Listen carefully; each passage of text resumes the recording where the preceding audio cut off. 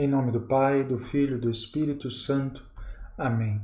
Senhor, dirigi e santificai os nossos pensamentos, as nossas palavras e as nossas ações, e dai-nos um espírito dócil às vossas inspirações. Por nosso Senhor Jesus Cristo, vosso Filho, na unidade do Espírito Santo. Amém. Em nome do Pai, do Filho e do Espírito Santo. Amém. Olá, seja bem-vindo a esta aula, a este curso. Meu nome é Tadeu Rocha e falaremos agora sobre o que é a vida intelectual. Um assunto tão importante também no contexto deste curso. Então, o que é a vida intelectual? Nós falarei com vocês sobre o que é a vida intelectual, mas começaremos agora com alguns aspectos muito importantes que nós precisamos saber para que a vida intelectual, o conceito de vida intelectual, seja melhor abarcado por você.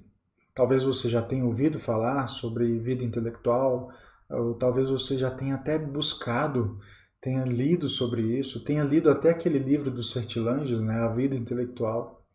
Muitos podem até pensar que a vida intelectual ela é aquilo que está escrito no livro do Sertilanges, Ou quero dizer, só se fala de vida intelectual porque o Sertilanges falou de vida intelectual. Na verdade, o Sertilanges ele traz uma abordagem sobre a vida intelectual e aqui eu quero trazer para você um contexto maior ainda. O que é a vida intelectual no seu contexto mais geral e, ao mesmo tempo, trazer conselhos, alguns pontos importantes para que você, a partir de agora, aperfeiçoe seu estudo. Aperfeiçoe até mesmo o seu estudo em relação a este curso, ao conteúdo propriamente dito deste curso, do After School. Então veja, o homem, ele deseja conhecer? Será que o homem deseja conhecer? Isso nós podemos notar na nossa própria experiência, na experiência daqueles que estão perto de nós. Veja, você fez a inscrição neste curso, você escolheu vir aqui neste vídeo, clicar, você buscou, deixa eu ver, quero ver o que está sendo dito neste curso, nesta aula. Você deseja conhecer.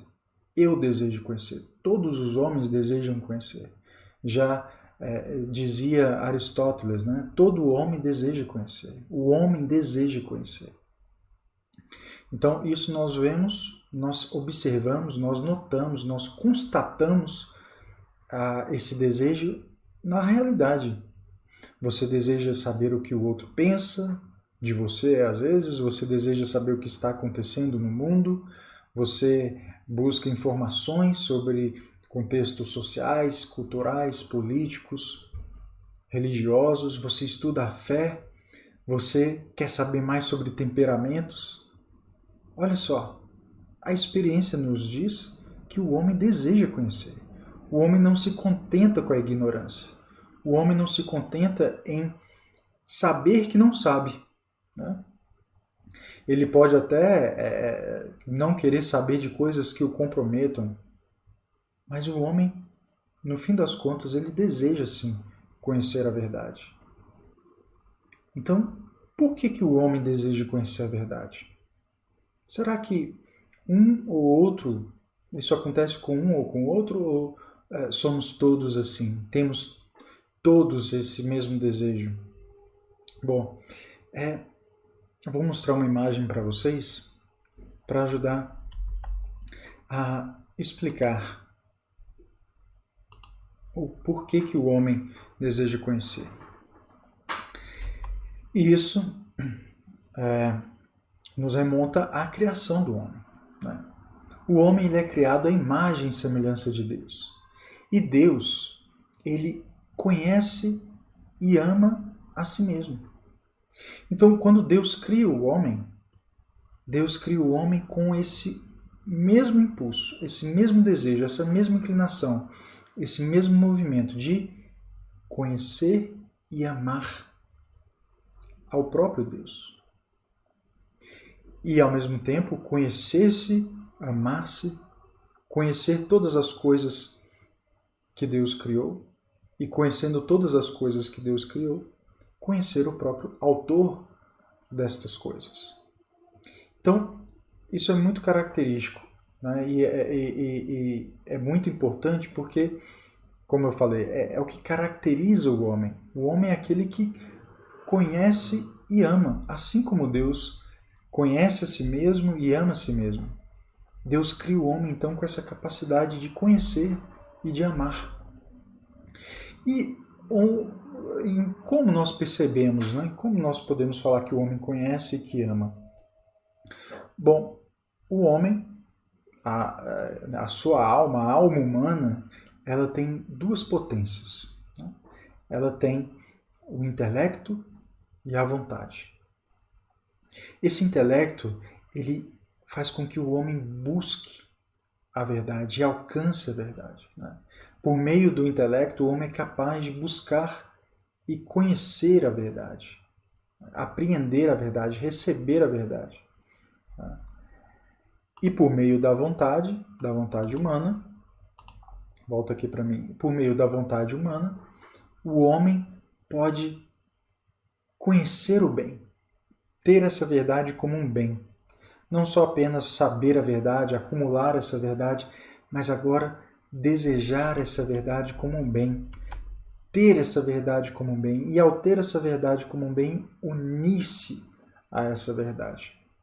Então veja, olha que movimento, né, que Deus criou cada homem para que vivesse, né, vivesse esse movimento, que é de conhecer a Deus, saber quem Ele é, saber que Ele existe, saber que Ele está na realidade, e não apenas saber, porque muita gente sabe que Deus existe, acredita que Deus existe, acredita em várias outras coisas, né?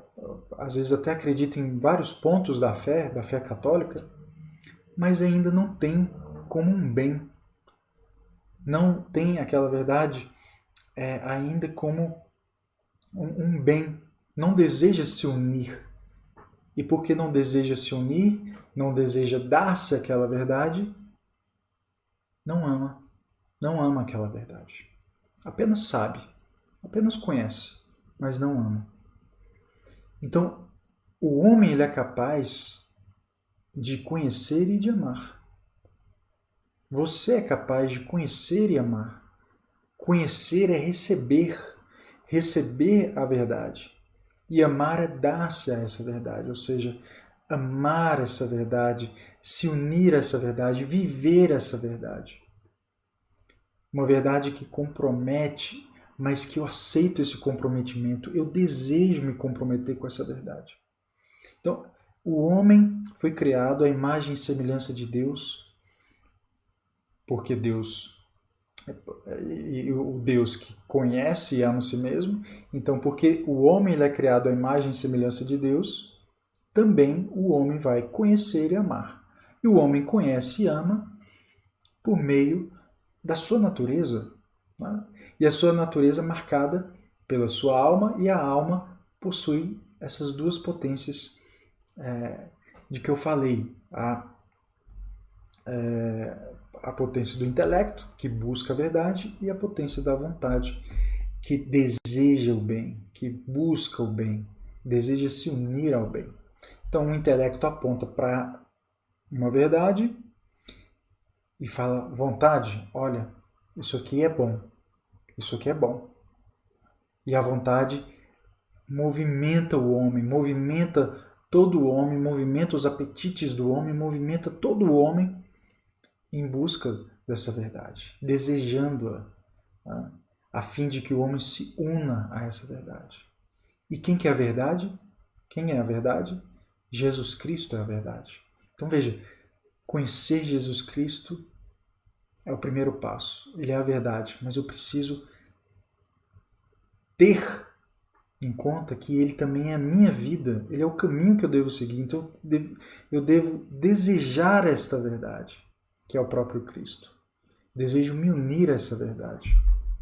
Bom, então, por que o homem conhece? Respondendo categoricamente. O homem conhece porque Deus criou o homem para conhecer.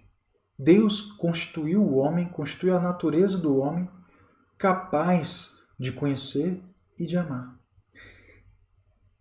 Tenha em conta também esse binômio, vamos dizer assim, né? Conhecer e amar. Eu conheço, mas eu conheço para amar. Né? E amo porque conheço. Entendido? Para não desconectarmos uma coisa da outra, para não ficarmos só no eu conheço. Né? Eu conheço Jesus Cristo, mas eu amo? Talvez não. E eu preciso desses dois movimentos, né? Conhecer e amar. Então, o homem conhece porque Deus assim o criou para fazer, para conhecer e para amar. E como o homem conhece? Como o homem conhece? Bom, Deus criou todas as coisas para que o homem conhecesse, conhecendo essas coisas, conhecesse o autor dessas coisas. Então o homem conhece a Deus por meio da realidade, a realidade exterior, né? A realidade exterior, por meio de si próprio. Né? E ele faz isso por meio dos seus sentidos externos, né? Esses sentidos do tato, do paladar, da audição, da visão, do olfato. Ele conhece sensivelmente, passa pelos sentidos internos, ali, memória, imaginação, até chegar ao intelecto, onde ali todas as imagens sensíveis vão ser matéria-prima para que o intelecto capte a essência, o conceito, capte aquilo que é universal, aquilo que é, vamos dizer, espiritual, imaterial, né? A verdade imaterial. Então, o homem conhece assim. Então, partimos da realidade, ou seja, do que você está vendo. Toda essa realidade que você está vendo, tudo aquilo que Deus criou, o conduz. Toda essa realidade nos conduz para o autor dessa realidade. Quando você olha no espelho, quando você se vê, quando você vê o outro, quando você vê a pessoa mais próxima, essa pessoa que foi criada por Deus, ela nos conduz para Deus. Como? Por olhá-la e ver a imagem e semelhança de Deus. Ver traços de Deus na natureza humana. Ao mesmo tempo, olhando para a realidade, para a natureza, nós podemos também alcançar a Deus. Como? Percebendo a verdade ali inscrita, a beleza ali manifestada, a bondade ali manifestada por meio de um bem que é aquilo que Deus nos deu. Né? Um dom que Deus nos deu. Né? Esse dom que reflete o próprio dom de si, do próprio Deus. Deus que se doa. O nosso Deus é um Deus que se doa. Jesus Cristo é é a plenitude da doação divina. Né? Esse Deus que se doa para salvar o homem. Um Deus que se doa porque ama incondicionalmente. Então, como o homem conhece? O homem conhece por meio da realidade, dos sentidos externos, internos e por meio do seu intelecto. Tá? Então, até aqui nós construímos então os seguintes conceitos. Né? Demarcamos, passamos pelos seguintes pontos. O homem deseja conhecer? Sim, ele deseja conhecer. Por que o homem conhece? O homem conhece porque Deus assim o criou para conhecer. Para conhecer não só as coisas ao redor, mas conhecer o próprio Deus. O homem foi criado para conhecer e amar a Deus. Só que ele vai fazer isso num percurso que passa por conhecer as coisas que Deus criou, para, conhecendo-as, conhecer o próprio Deus. Tá? E como o homem conhece? Por meio da realidade, por meio dessas coisas. Tá? Então agora podemos falar o que é a vida intelectual. né? O que é a vida intelectual? Bom, a vida intelectual, vamos lá, vamos pegar a expressão e vamos aqui dividir, né? Intelectual, vida, vida intelectual. Bom, vida, a grosso modo, né, de forma bem simples, vida é um movimento. A vida é um movimento. E intelecto, intelectual, é justamente isso que eu falei. Esse intelecto, essa potência da alma que busca a verdade, né? Que deseja a verdade, que vai ao encontro da verdade, que é capaz de apreender a verdade. Então veja só, o que é vida intelectual? É esse movimento do homem em busca da verdade. A vida intelectual, a vida do intelecto, ou seja, é colocar o intelecto em prática, né? Colocar o intelecto para funcionar, vamos dizer assim. É deixar que a sua alma realmente conheça, porque ela está sedenta por conhecer.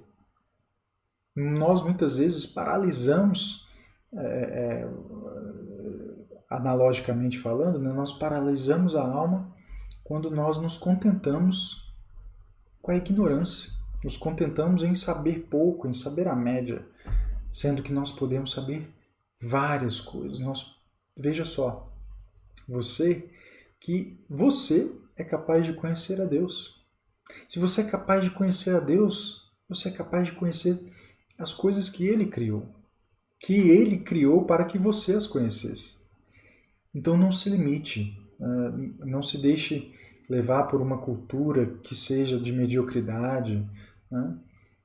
Deseje cada vez mais conhecer, né?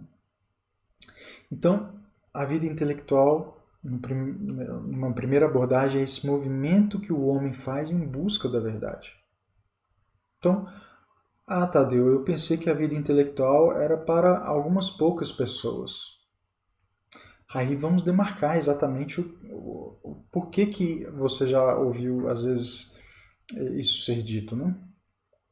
É porque a vida intelectual, amplamente falando, é esse movimento de busca pela verdade. Isso todos os homens têm, né? Esse desejo de buscar a verdade, essa busca pela verdade. Todo homem é marcado por esse desejo, tem esse desejo inscrito na sua própria natureza. Agora, alguns homens, algumas pessoas são chamadas a fazer disso um próprio modo de vida, né? Um caminho de vida. São levadas a fazer disso um caminho ainda mais profundo do que outras pessoas. E essas outras pessoas que às vezes não têm esse chamado vão se alimentar daquilo que essas pessoas vocacionadas à vida intelectual produzem, ensinam, né? Então é um complemento.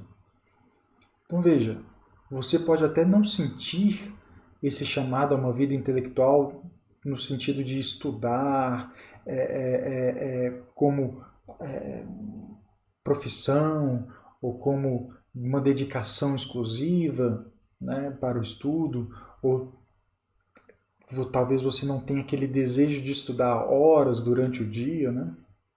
Isso é muito pessoal, né? Essa inclinação, só com uma conversa para saber se você tem ou se não tem, né? Mas você pode perceber isso, né?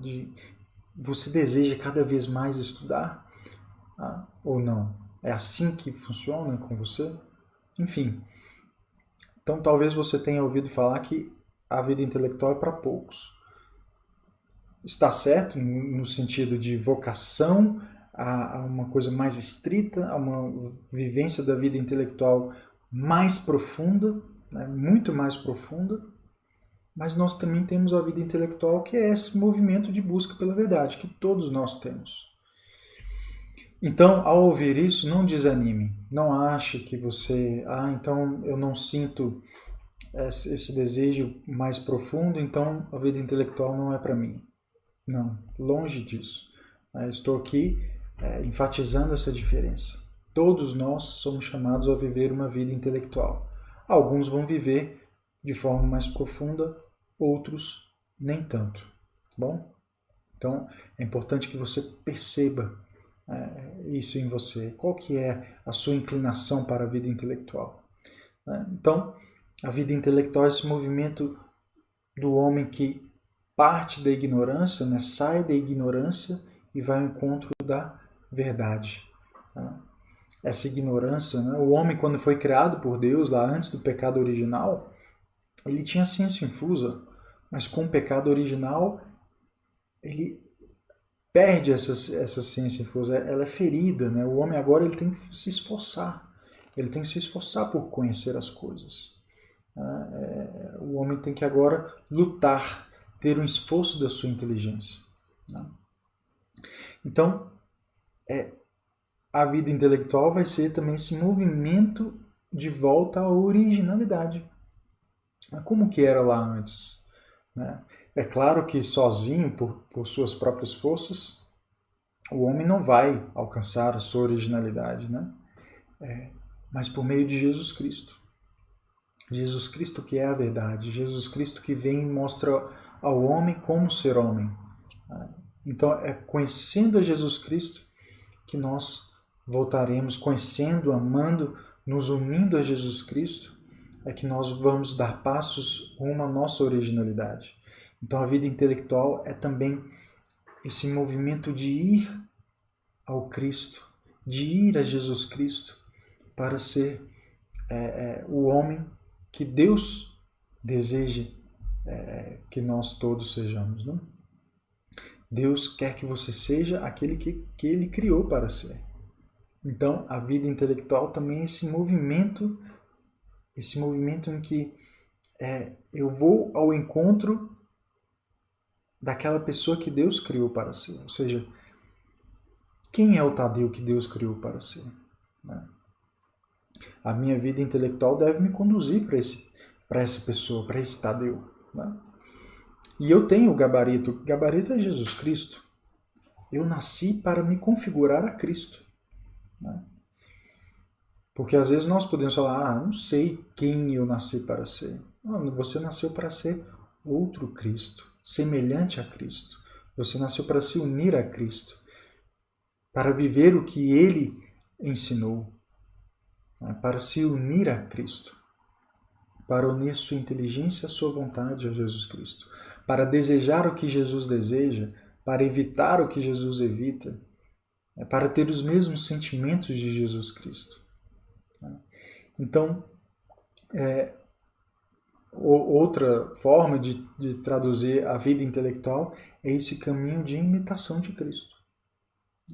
A vida intelectual é um caminho de imitação de Cristo, conhecendo tantas coisas, conhecendo o Evangelho, mas conhecendo sobre a educação dos filhos, conhecendo os temperamentos, conhecendo a fé católica, falando mais sobre tantos e tantos assuntos, nós vamos nos aproximando da verdade. E cada verdade que eu apreendo, que eu conheço, que eu desejo, que eu quero viver, eu vou estar em alguma medida também me aproximando de Jesus Cristo.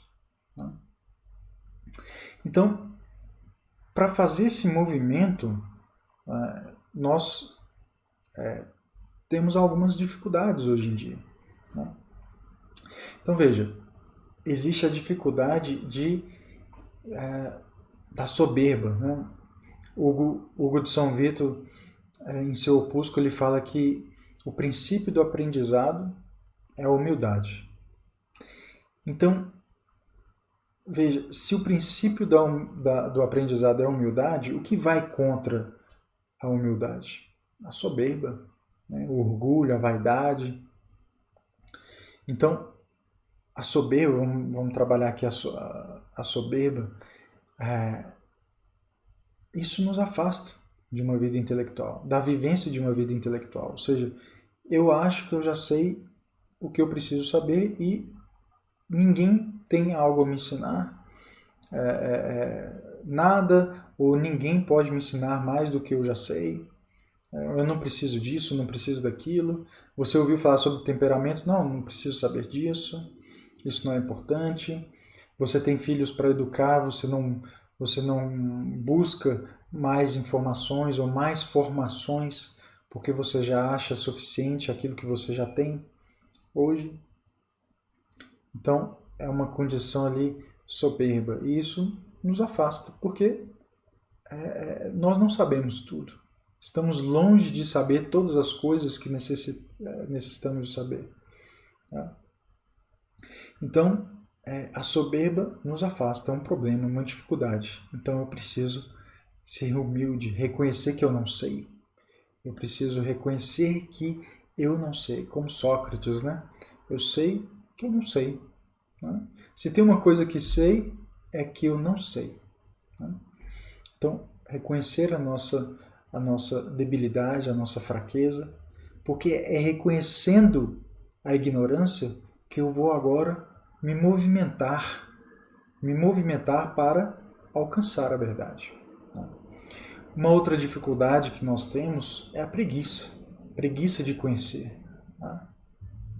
Então eu tenho preguiça porque necessita de esforço, né, para conhecer as coisas. Eu preciso ir ao livro, eu preciso ir ao mestre, eu preciso fazer um curso, eu preciso, enfim, fazer resumo, síntese, eu preciso de alguma técnica, etc.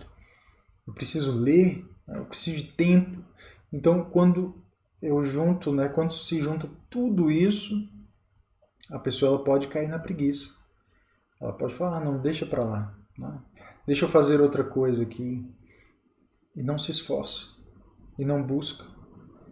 Hoje nós temos tanta ignorância por parte de muitas pessoas e de nós mesmos, justamente por causa da preguiça. Eu até quero mesmo, quero saber. Por exemplo, eu quero saber mais sobre temperamentos.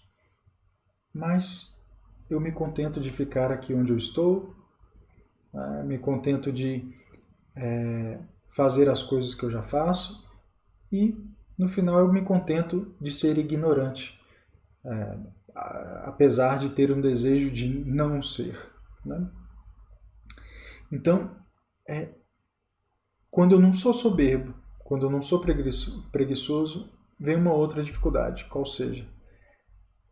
Da minha debilidade, do meu analfabetismo funcional, das dificuldades que eu tenho de leitura, de escrita, de entendimento, de vocabulário, de senso estético. Né? Eu leio, mas não entendo. Eu leio, mas não consigo expressar aquilo que eu li com as minhas próprias palavras. Eu tenho dificuldade de raciocínio, eu não consigo enxergar premissas e conclusões. Então eu não consigo estabelecer uma lógica nos argumentos. Então ainda existe ainda essa dificuldade. Né? Todo o nosso período escolar, e até mesmo depois da escola, na faculdade ou em outros ambientes em que nós temos noção de estudar, né? Nós às vezes não aprendemos todas as ferramentas de aprendizado, né? Poderíamos ter aprendido a gramática, a lógica, a retórica, todas essas ferramentas, a leitura, a literatura, nós lemos pouco, né? não tivemos muitas vezes tanto acesso a tantas informações ou a tantas habilidades que poderíamos hoje colocar em prática. Enfim, pode esse não ser o seu caso, mas no geral isso acontece muito. Né? Nós temos esse analfabetismo funcional em alguma medida, né? Precisamos lutar contra isso. Né? Lutar contra a soberba, lutar contra a preguiça, nos movimentarmos, né? E também nos movimentarmos para sair desse analfabetismo funcional, que em alguma medida nos toca. Né? Então, como você se percebe hoje? Né? Quais são as suas dificuldades? Dificuldade de interpretação, de leitura? Você tem lido só livros técnicos ou também tem trabalhado a linguagem com livros de ficção, romances, contos, novelas, etc. Isso é muito importante dentro da sua formação. Por mais que você deseje se aprofundar em tantos outros assuntos, a literatura exerce um papel muito importante na formação do seu imaginário, na formação do seu vocabulário, no conjunto de experiências humanas, né? na sua imaginação moral. Então, é muito importante, né? Uma outra dificuldade é a falta de mestres, de pessoas a quem eu posso imitar, né? Quem você imita? Qual que é a pessoa que você imita? Qual o mestre que você imita? Muitas vezes nós não temos essa pessoa, né? E precisamos ir ao encontro e buscar essas pessoas para que elas nos auxiliem, né? Buscar os bons livros, os bons mestres, os bons cursos, tudo isso para nos apoiar na nossa formação, né? E uma dificuldade também, e essa é uma dificuldade muito presente, muito recorrente, é a desordem da própria vida, a desordem dos estudos. Eu não sei o que devo estudar, eu não sei em que ordem eu devo estudar tal assunto, eu não sei como estudar, né? Então muitas vezes eu sei o que eu quero estudar, mas eu não sei em que ordem eu estudo. E às vezes eu até sei o que eu quero estudar, em que ordem eu devo estudar, mas eu não sei como eu estudo. Ou, né, como eu disse, muitas vezes nós temos os 3 problemas. Eu não sei o que eu preciso estudar, não sei o que é relevante, o que é necessário, o que é importante, o que é urgente. Às vezes eu não tenho esses parâmetros, né, critérios para decidir uma coisa e outra.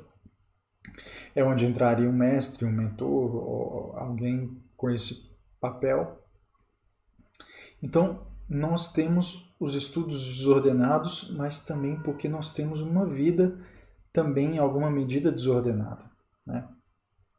Ali desorganizada, com os imprevistos reinando e até mesmo com aquele sentimento de que nos falta tempo, não temos uma rotina, estou sempre aquém daquilo que eu deveria fazer, enfim. A desordem também nos atrapalha nessa busca pela verdade, né? Então, veja só, conselhos, né, para nos encaminhando para o final, né? Vou ler aqui o parágrafo 30 do Catecismo da Santa Igreja. Ele nos diz assim: alegre-se o coração dos que buscam o Senhor. Está lá no Salmo 105, né?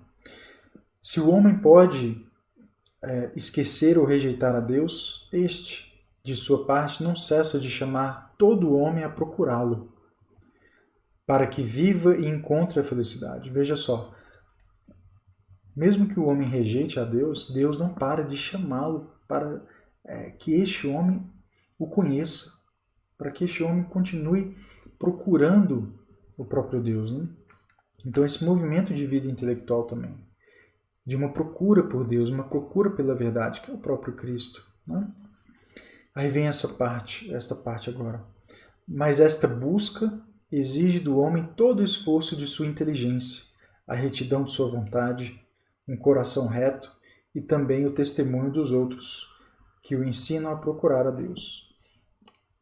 Tem aqui um bom resumo de uma vida intelectual, né?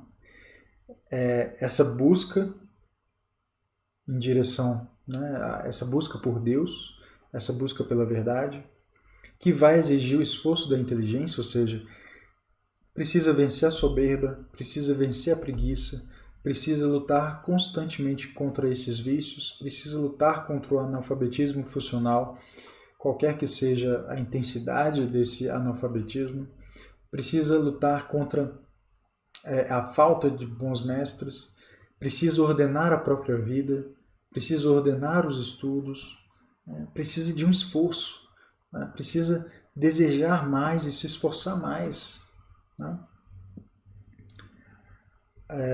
Então, o esforço da inteligência, a retidão de sua vontade, ou seja, eu quero conhecer a verdade para também fazer aquilo que ela aponta, a verdade aponta. Eu desejo conhecer a verdade para viver essa verdade, tá?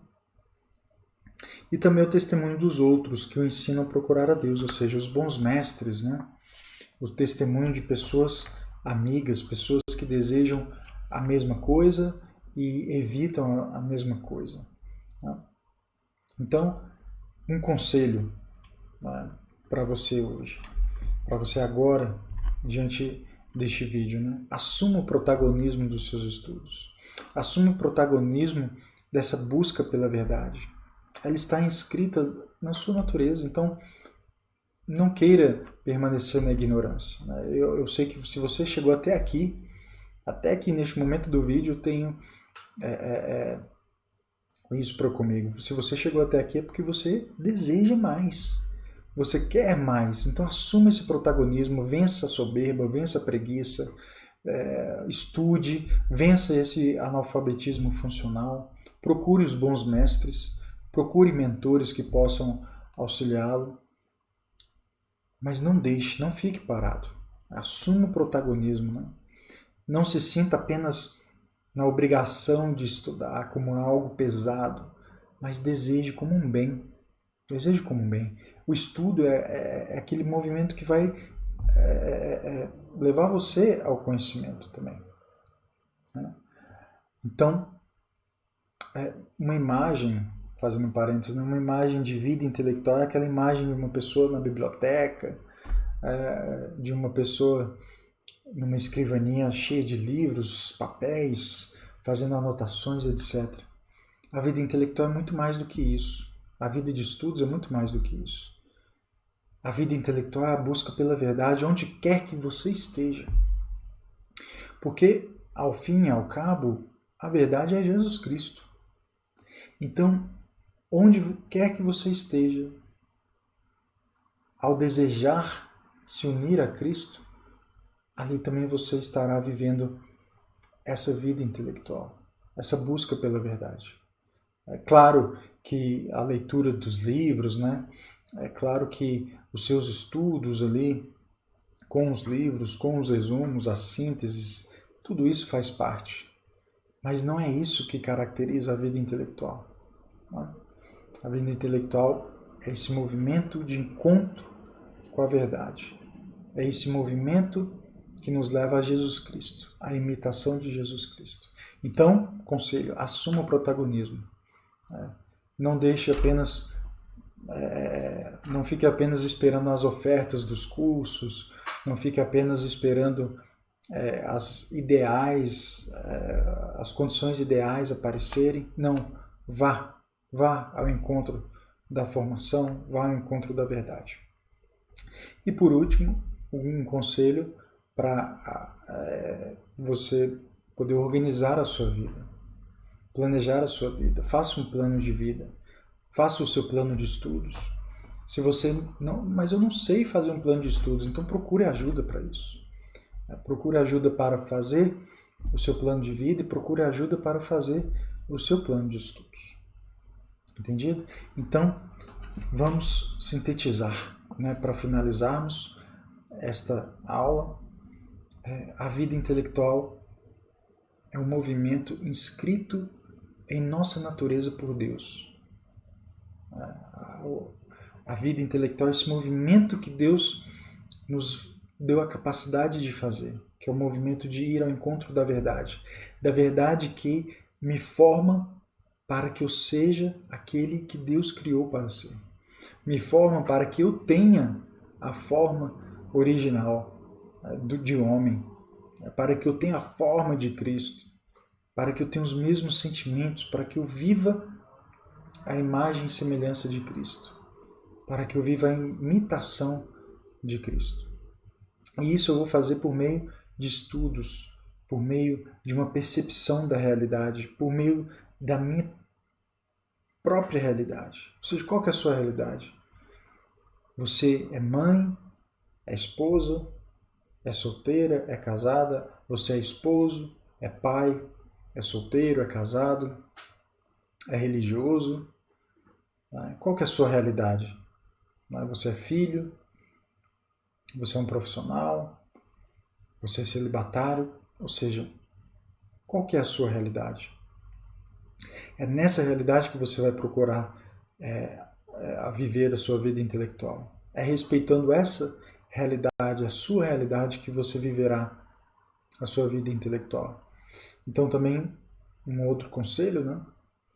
Não fique se comparando, olhando as questões mais exteriores. Aquela pessoa ali estuda 5 horas por dia, né? Nossa, aquele outro estuda assim, o outro estuda assado. Olhe para a sua realidade. Veja o que a sua realidade necessita. O que você necessita para alcançar a imitação de Cristo, a santidade. É isso que você precisa saber. Cada um está trilhando um caminho, né? Então, busque conhecer a sua realidade, se instalar na sua realidade, vivê-la concretamente, vivê-la integralmente. Né? Respeite a sua realidade. Se você tem filhos, e esses filhos são pequenos ou não tão pequenos, se demandam mais ou menos, respeite isso.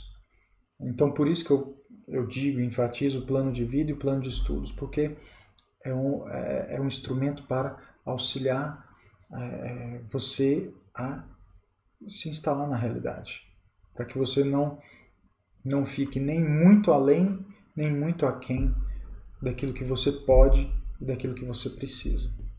Tá? Muito obrigado por ter acompanhado até aqui. Espero que esta aula tenha trazido os conceitos importantes para que você agora possa entender um pouco mais sobre o que é a vida intelectual. Né? Espero que, a partir de agora desses conselhos, sabendo dessas dificuldades, você consiga já dar passos bem concretos, lutando contra a preguiça, contra a soberba, lutando contra o analfabetismo funcional, tendo como um dever a sua autoeducação, busque a sua autoeducação, né? Estude, busque conhecer mais a sua fé, mais os seus deveres de Estado, né? Faça isso. Você não apenas conhecerá mais sobre os temperamentos, mas sobre tantos outros assuntos importantes, né? E, ao mesmo tempo, você poderá colher, mergulhar nos temperamentos para que você saia deste curso mais bem formado do que entrou.